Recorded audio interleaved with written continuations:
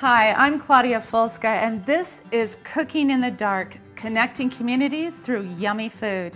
Today, I have two special guests here to help me make honey cakes. This is Sierra. Say hi, Sierra. Hi. And this is Harlan. Hi. Sierra, where do you go to school? I go to Douglas County High School. Oh, so this is your first year? Are you a freshman? Yes. All right. And where do you go to school, Harlan? Buffalo Ridge. Oh, and what grade are you in this year? First. First grade. So this is kind of a big step for both of you. Well, I'm so glad that you've come over to help me cook today. We are going to make honey cakes. What do you guys know about honey? Well, we never kill bees because they make honey, and we never pick dandelions Why? because they have them for food. Right. In fact, that's so interesting. You know, the honey bee is really struggling now in America. 40% of our honeybee population is dying or dead. So the number one food source, and you're just quite right, Harlan, the number one food source for honeybees is dandelions. And what do? We pick them out of the ground and we put poison on them to kill them. And so the poor honeybees are dying. We need our honeybees. In fact, humanity depends on honey. And they also depend on the pollination that we get from the honeybees so we can grow our fruits and vegetables. So in celebration of the honeybee, we are going to make honey cake. Now, Sierra, I'm going to count on you. I'm going to scoot over here, and the two of you are going to teach me how to make honey cake. So what's the first step? So we We have to separate the wet ingredients from the dry ingredients. Okay. Okay. Why don't we get that started first? So should we do the dry ingredients first? Yes. Okay. So- And those are going to go in the big bowl? No, they go in the little bowl because we add the dry to the Okay. wet. All right. So first we add flour, Ooh. and then So our things are already pre-measured, right? Yes. And how much flour do you think that is? probably about 2 cups. Uh-huh. I think it seems like about 2 cups. Okay, what else should go in there? And then cinnamon and, yeah, just cinnamon. I know that we're going to cook the honey cakes at 350 degrees for approximately 30 minutes. Does that sound right to you? Yeah, that is about And right. that makes it real simple, right? Because you can just have that cooking while you're eating your dinner. I can move this over here. Okay. All right? Thank you. Yeah. So, and then we dump the sugar in the big bowl. Okay. Yes. Oh, All right. okay. I can take that. Thank you. Dump the honey in the big bowl. Yeah. Now this honey is local honey, and what's really wonderful about our local honey is that if we eat it on a regular basis, then we can protect ourselves and build our immune system so we reduce our chances of developing allergies and things like that. Do you like to eat honey? Yeah. Okay, and I also have a special honey to show you after we've put this into the oven. We're doing a lot in Colorado and especially in the Denver metro region to make sure that our honeybees are secure and have a thriving life. Okay, now we have our honey and our sugar. And now I have some orange juice. Okay, excellent. I can take that for you. Thank you. And then we put some oil in the big bowl. Our oil. Okay, regular oil. Okay. We have 4 eggs. Okay. Now, do you think these eggs come from a backyard chicken? I think so. I think they do. Let me give you a bowl to put the Okay. shells Do you in. All right, there we go. 4 eggs. This cake is going to be so moist. Yes.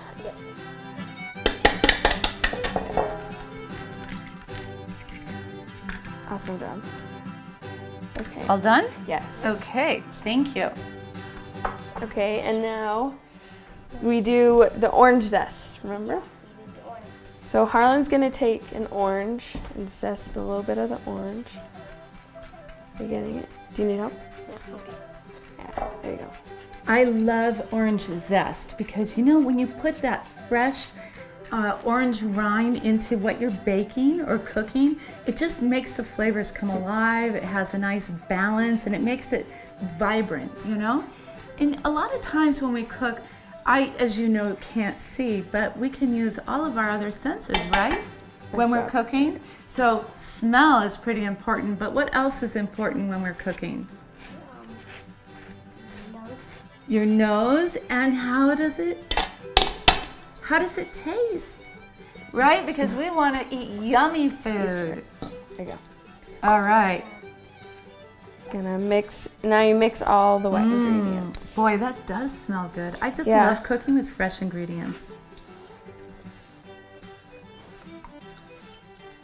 So then after we've mixed all the wet ingredients, we have to add the dry Okay. to the wet. So now do you just dump the whole thing in or do you No. add it little by little? You have to add a little bit at a time. Okay, so is Harlan going to keep stirring while you're Yes. adding the dry ingredients? Okay. Yeah, so Well, this seems pretty simple. you do a little bit and stir it all together. Fabulous. Look at that. Good job. And make sure you scrape all the sides to get all the flour in. Okay. Yeah, because you really want to have it well incorporated, right? Yeah.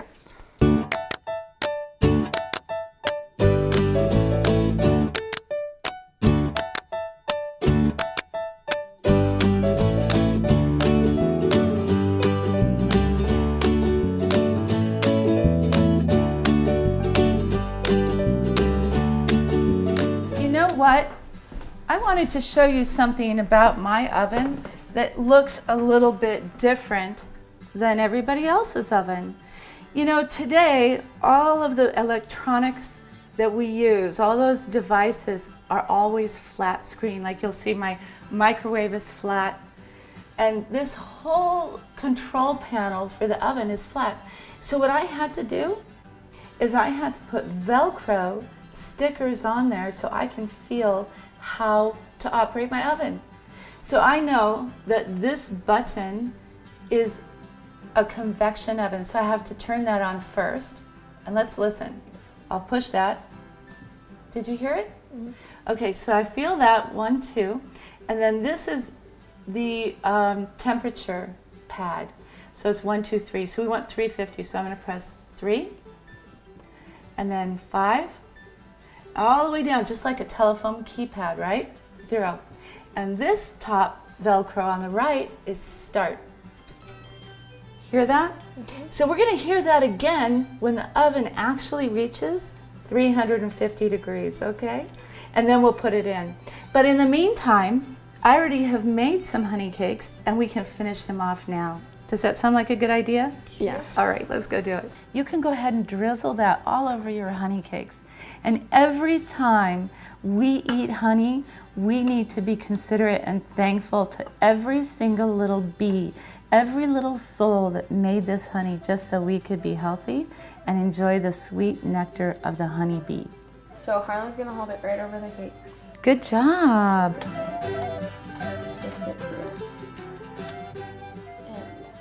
And say thank you to the honeybees. Are you done? Oh, great. Okay, everybody ready? Let's take a bite.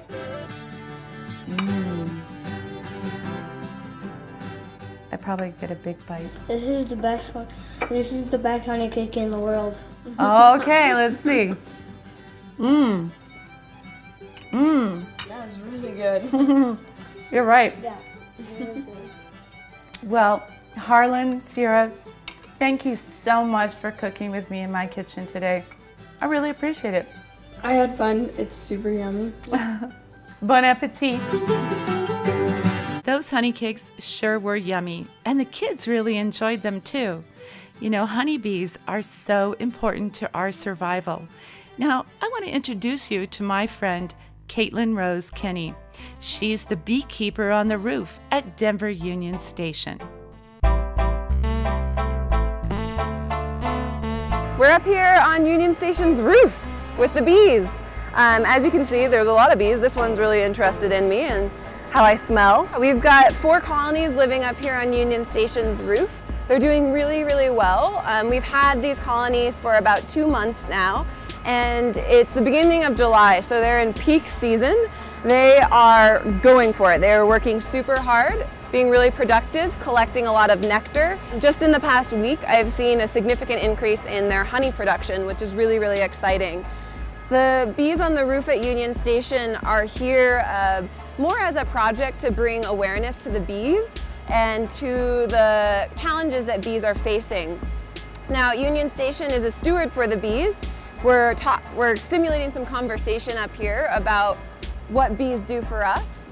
They've got great honey, and we'll be collecting some of that honey to put towards some culinary projects and beautiful tasting things. I am lighting a smoker before I open up the hive box. What the smoke does is it basically covers up the smell that the bees put out when they're in a state of alarm. Tricks them into thinking everything is all good, and they ignore my presence as the beekeeper for the most part. I've opened up the top box and we have a good amount of bees up here. This colony is doing really well. They've now gone from building out the lower box to starting to build out the top box. And these bees have been in here only a couple months now, so they're doing a good job. Every single bee that I am seeing on this frame is a female bee, so female worker bees. And as you can see, they're just going about their own business. They're doing their own work. They're really not that concerned that we're here. So this was sticky because one, there's some wax comb that they've drawn that connects the two. And then also there's propolis, which is the orange sticky stuff around the edges of the hive. They use that to seal off any cracks. Things like insects, other insects, wasps, they can't get in. So they protect themselves by sealing off the cracks with the propolis. And then propolis also helps their hives stay clean and hygienic because propolis is antifungal and antibacterial. And propolis has for a long time, been something that people put on wounds, so burns or cuts or scrapes. We're gonna get in here and see some awesome honeycomb. This thing right here is actually a sugar feeder, so I'm gonna have to pry that out. My philosophy with beekeeping is that we should do everything that we can to ensure them success and health. So one of the things that is facing bees or challenge that's facing bees is a lack of healthy nectar sources. So you can supplement your bees with sugar water. Almost all beekeepers do this, commercial and backyard beekeepers. So you'll notice that I'm going really slowly through this box. This is something that I mentioned was different about the way that I beekeep. Commercial beekeepers, because they're trying to be efficient, go through these boxes really quickly. And they know what they're looking for. They have great eyes for what they need to see. They can see if the bees are doing well. They can see how the queen's laying. They can see how much honey there is versus pollen, all of that stuff. I go nice and slow because I like to watch the bees. I like to stay in tune with them. And it also helps me leave as little bit of a trace as possible, meaning sometimes bees accidentally get squished in the process of beekeeping. And if I go slow, I can reduce that effect. The bees collect nectar, turn it into honey, and then they eat the honey as their form of like carbohydrate, right? So especially bees that are in an area where there are seasons, like in Colorado, we have winter. They need that honey to get through the winter. In the winter, they cluster, their population reduces, and they metabolize honey to stay warm and get through. So as a beekeeper in Colorado, you do not harvest as much honey because they need that honey to survive the winter.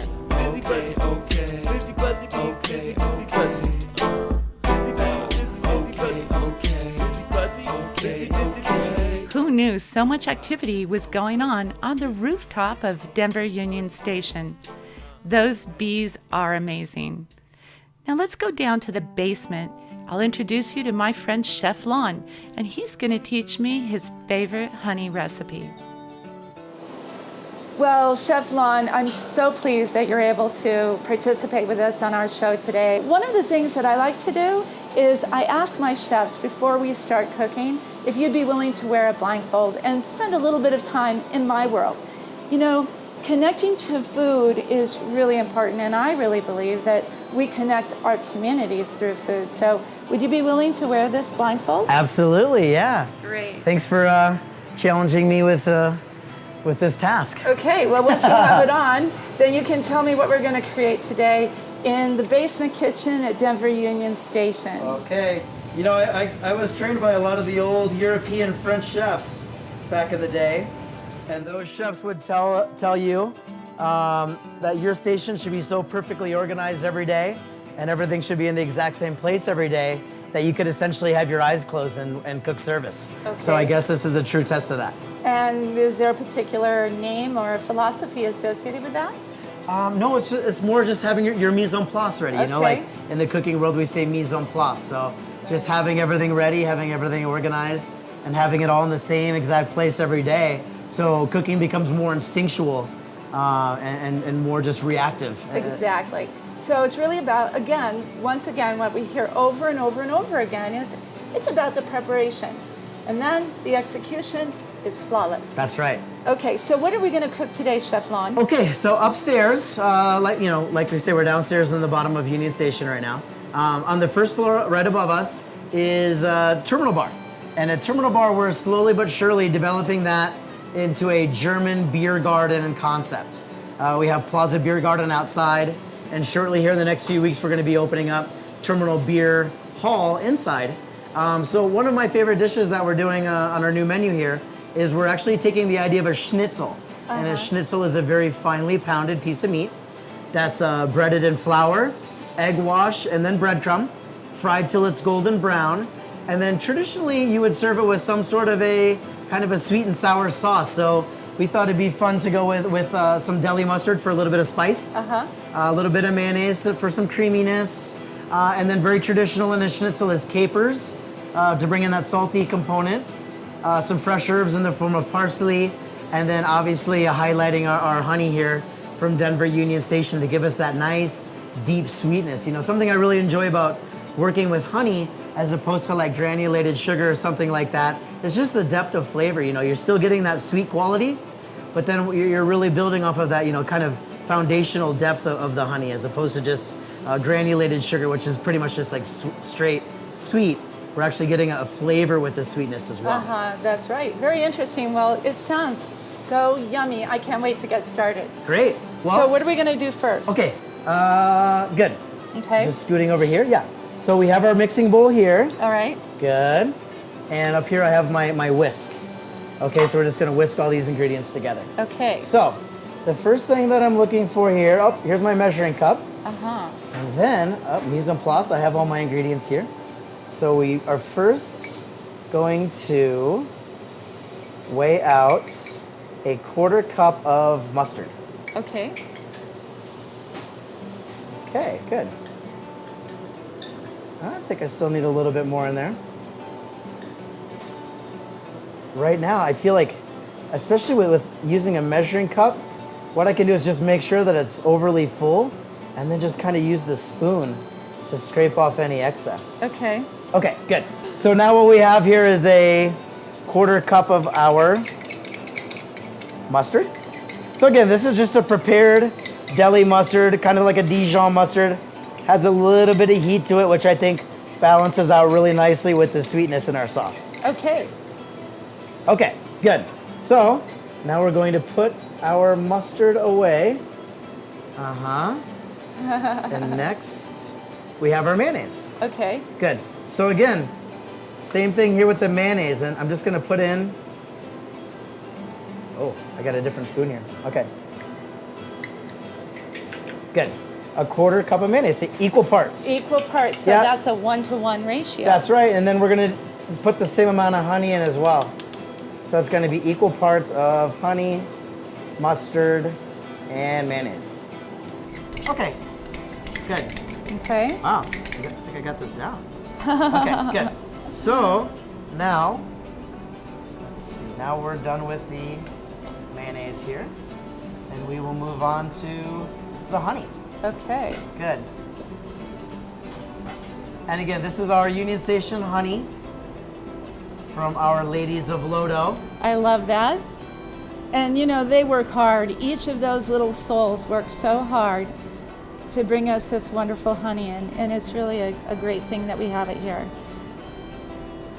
Okay. Ooh, this is a little tricky because the honey is kind of, you know, it's thick. Yeah, right. Now I'm looking for my next ingredient, which is the capers. Oh, I think I got them. Okay. Okay. How many capers? Capers, we're gonna put in 1 tablespoon. Okay. Okay, good. Have they been drained? They've been drained and just roughly chopped. Oh, okay. Okay. Right in. Good. And now, I'm looking for my parsley, which I believe is this. Uh-huh. And And what kind of parsley is this? Just Italian parsley, flat Okay, leaf. flat leaf, right? That's right. Not the curly kind. And how much No. of that?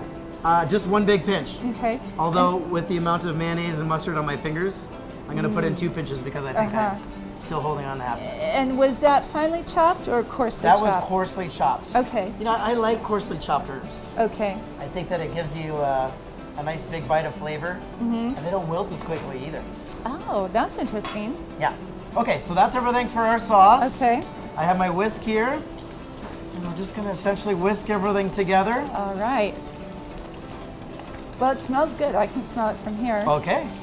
Yeah, it's amazing when you can't, you know, see what you're doing. Your sense of smell really comes into play a lot. And it has really kicked in for you, right? Yeah. Uh-huh. Oh yeah. I And feel that's like what I'm hearing from all my chefs. That's good. Yeah, I'm gonna cook service like this tonight. We'll see how that goes.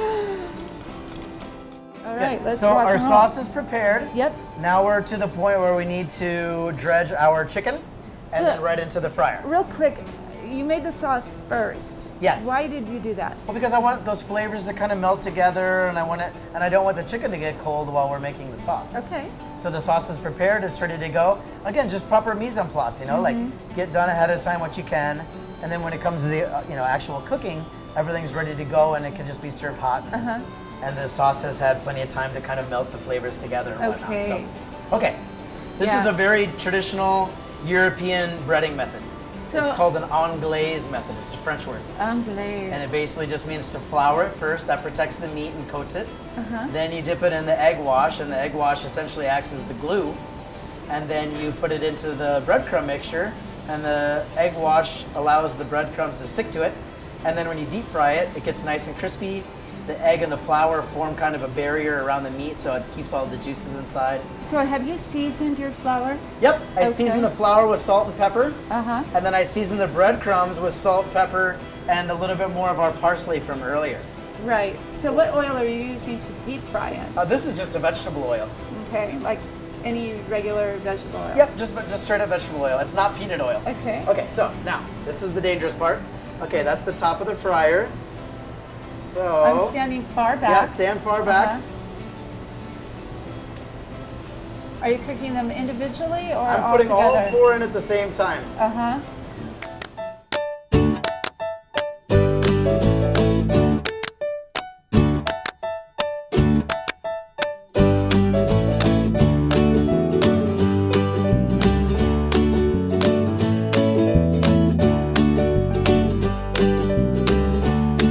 Did you get some sauce in there? Yeah, I think so. Okay, you want to hand it back to me? Is that enough? It feels pretty heavy. Okay. I'm into it. All right. Okay, and the final dish. Voila. All right, well, take off your mask and tell us what you think. You're like Zorro. Yeah. Hey, we did a good job. Did you like that? Yeah. All right. The well, chicken's nice and golden brown. know- The sauce looks good. we'll know only after we taste it. So Okay. we're going to have to take a little piece and dip it and see. Because that's where the proof is, right? Proof is in the schnitzel. Yep. Thank you. And then here's a piece of chicken. Ooh. Okay, let's see how this goes. I can't wait. I'm smells great. Oh, yeah. I love that. Mm-hmm. That was really good. Really awesome. You get the salty, the sweet, the spicy, yeah. Good, the chicken's nicely cooked. I think we did a pretty good job. I think so too. Thank you so much, Lon. Of course, thanks for having me. Thank you so much for spending time with us today. This program was brought to you by the generous support of Virtual Vanguard Productions. If you'd like more information about Cooking in the Dark, visit us at cookinginthedark.today.